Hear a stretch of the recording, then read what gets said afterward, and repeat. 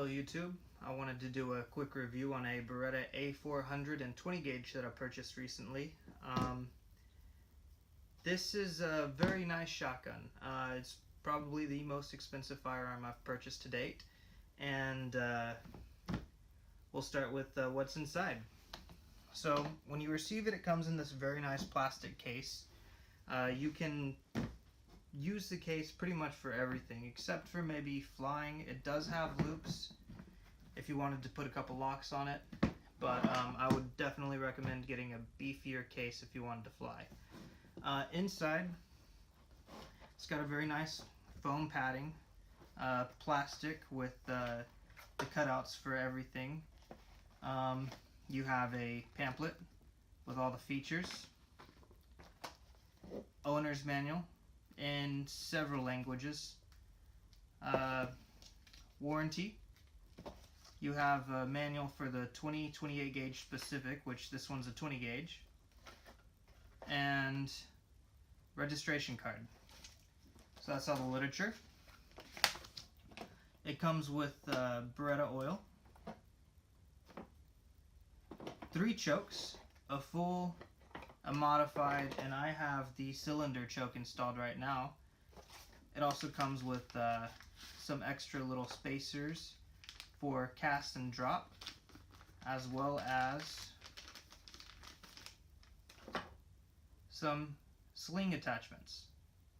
So that's pretty nice that it actually comes with sling attachments. It has a very nice choke tube tool specific for the 20 gauge, and it comes with 2 plugs. So installed is a plug which reduces the capacity to 2 shells in the magazine tube, and this one reduces the capacity to 1 shell. Some types of hunting require that you can only have 2 shells in the firearm, 1 in the chamber and 1 in the magazine, or for side-by-side or over-under, you're going to have 2 shells installed in each tube. Rather, 1 shell in each tube.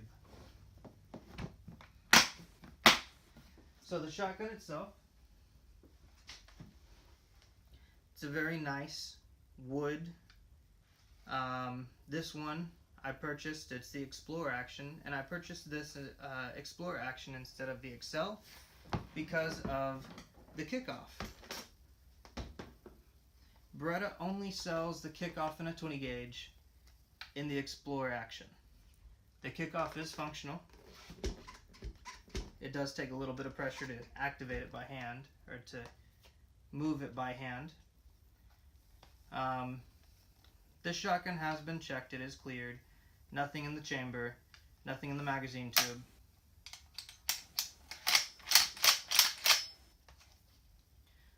To lock the bolt back, there's a small button down here at the bottom of the elevator.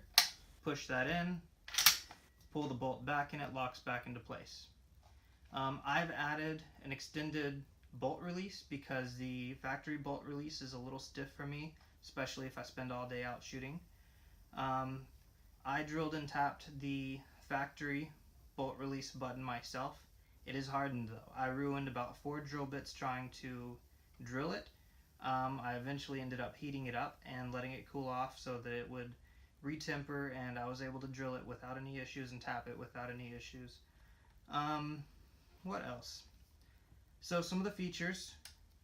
The safety is reversible. I haven't gotten in to do it myself. I just leave it as is. I'm a right-hand shooter. It comes with cutoff. So by pushing this in, the magazine is cut off. You can pull the bolt back and it locks back into place, ejecting whatever's inside the chamber, and you can insert a different shell if you want to. To get the bolt to go back into battery, your bolt release will not work. You have to use the cutoff. You push the cutoff, and the bolt will go back into battery. Now, an interesting feature with this gun is if you pull the bolt back and eject whatever's inside the chamber, it will not load the next round until you pull the trigger.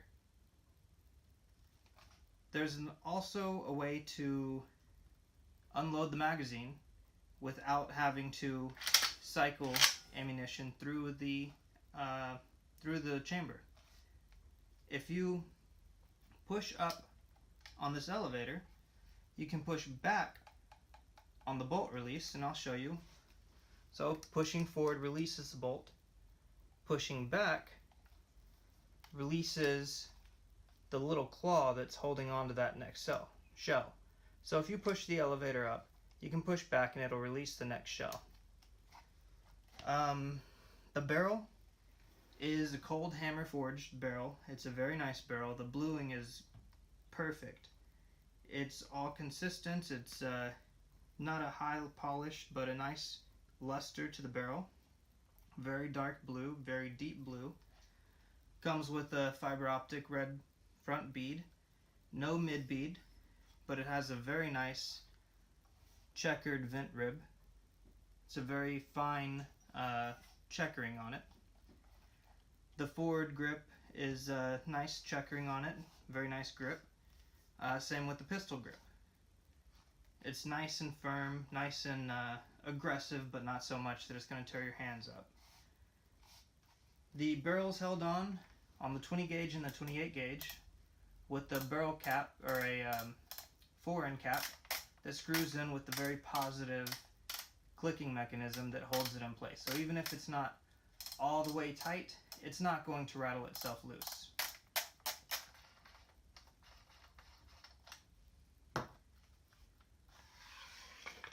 The forward grip slides off nicely, and the barrel pulls straight off the end of the magazine.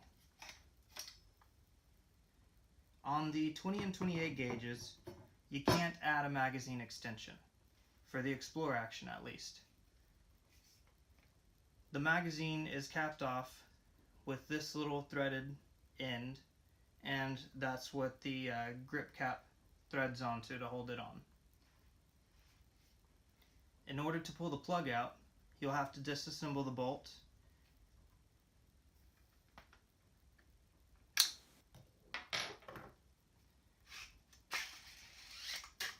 Pulling off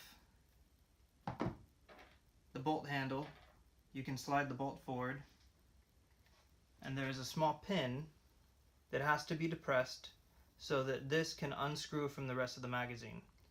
Once it unscrews, the plug is held in by a keeper that you have to pry off with the screwdriver, and once you get that keeper off, you can pull the plug out through the top.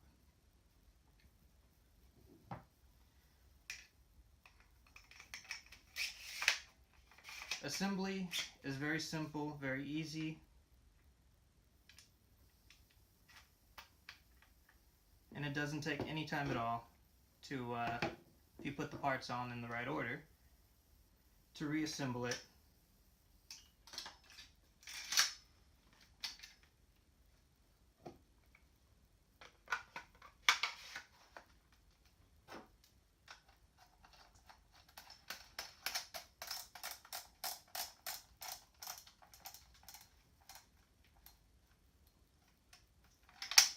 And that's it. It's a very nice shotgun. Fit and finish is very nice. When I went out and shot it the first time, I actually pulled it out with 3 other shotguns. One was a Mossberg pump action 12 gauge. The other one was again, Mossberg 500 pump action 20 gauge.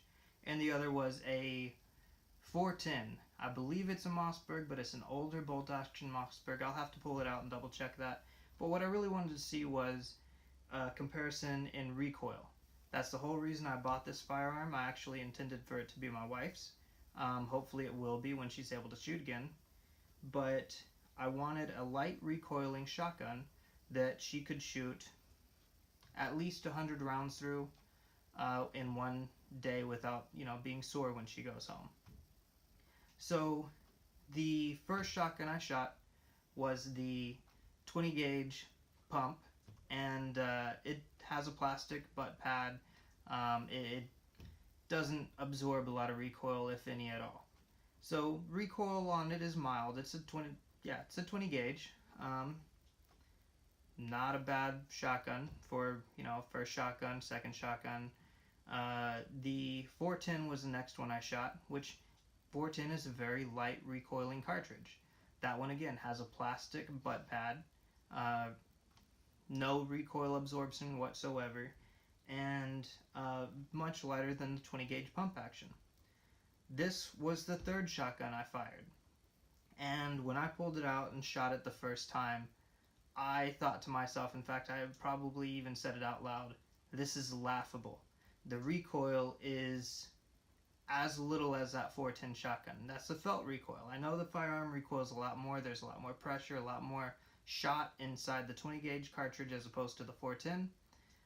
But as far as felt recoil goes, I compare it to the 410. It is laughable how light this shotgun recoils. And then finally I shot the 12 gauge, and the difference between this and the 12 gauge is night and day. Of course, the 12 gauge, you feel every bit of the recoil. It does have a rubber butt pad on it, so you feel less than, say, an old-fashioned shotgun with just a wood stock or a metal butt plate. But it's night and day between this 20 gauge and semi-auto with the kickoff system and a standard pump action 12 gauge. Anyway, that's about all I have for this. If you're looking for a very light recoiling shotgun, maybe just a sub-gauge shotgun for a young shooter or a small-framed shooter, I would definitely look into this Beretta. I haven't shot any other semi-automatic shotgun, but comparing this to the 410, it's laughable how similar they feel. Of course, with this one, you do feel the bolt impulse, and you do feel the kickoff pad absorb a little bit of that recoil, but as far as felt recoil, it's very comparable to that 410 shotgun. And that's all I have for you. This is, again, a very nice semi-automatic shotgun. Definitely check out Beretta. They do run on the expensive side as far as semi-autos go, but this gas-operated shotgun recoils very, very little for being a 20 gauge and shooting 1 ounce and 7/8 ounce loads. I hope you enjoy the review, and leave me some comments.